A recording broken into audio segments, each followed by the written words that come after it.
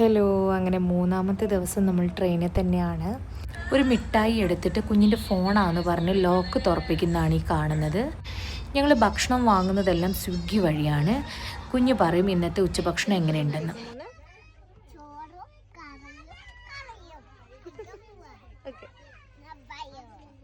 ഈ കണ്ട ആവേശമൊന്നുമില്ലായിരുന്നു ഭക്ഷണം കഴിച്ചു തുടങ്ങിയപ്പോൾ. നല്ല എരിവായിരുന്നു. പിന്നെ നമുക്കൊരു ചപ്പാത്തി കിട്ടിയിട്ടുണ്ടായിരുന്നു, അത് വെച്ചായിരുന്നു കഴിച്ചത്. പിന്നെ രാത്രി നല്ല ഭക്ഷണം വാങ്ങിച്ച് തരാം, എരിവില്ലാത്ത ഫുഡ് തരാമെന്നൊക്കെ പറഞ്ഞിട്ട് ആൾ കഴിച്ചത്. കുഞ്ഞിനെന്താ കഴിക്കാൻ വേണ്ടേ?